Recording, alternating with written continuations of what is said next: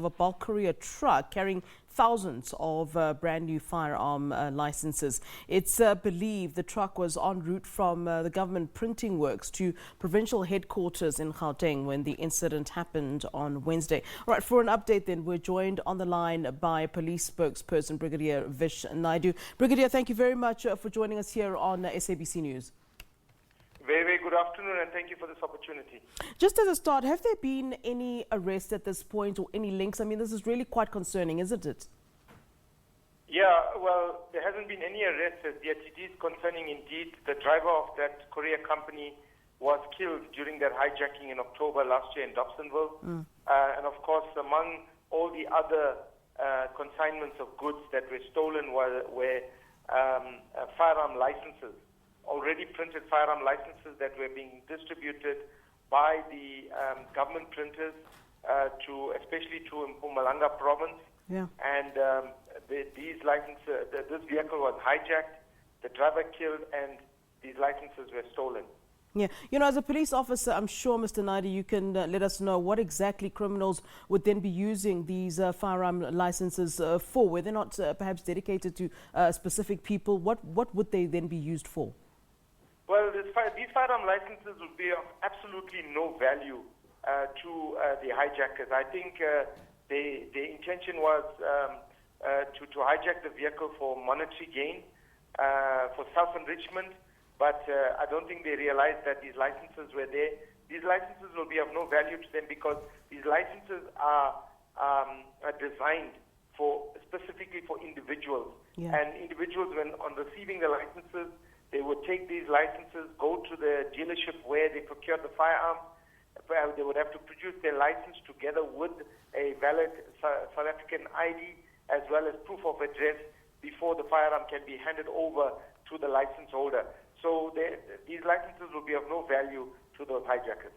Brigadier, I'm not sure if I heard you correctly, but in your earlier statement, you mentioned something about a consignment of other goods stolen. Apart from the licenses and, of course, the vehicle itself, should we be concerned about anything else that may have gone missing in that truck?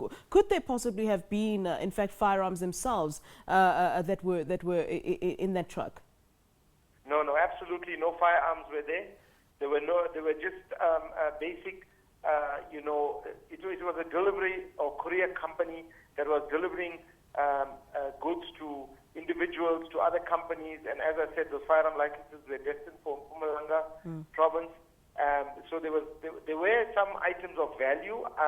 I don't have that value at the moment. Yeah. But of course, there was nothing like firearms or ammunition or anything like that. Because remember, when conveying of firearms and ammunition, there is special delivery processes.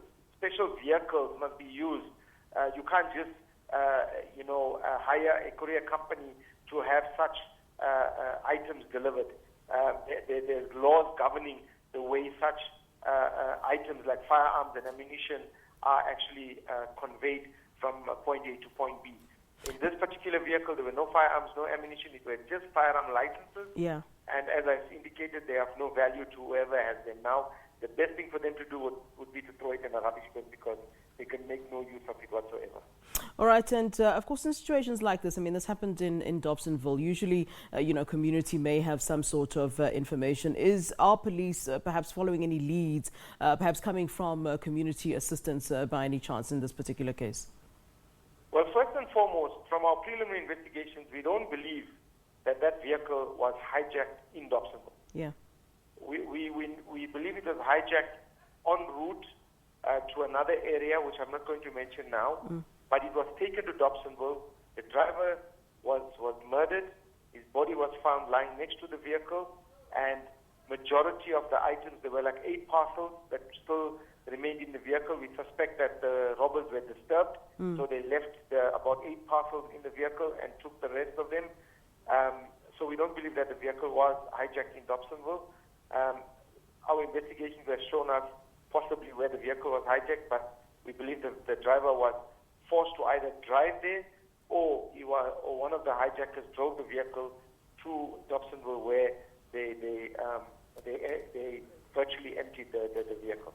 All right, Brigadier Vish Naidoo, thank you very much for giving us your time and that update. And of course, we'll continue to follow that particular story. That's police spokesperson Brigadier Vish Naidoo.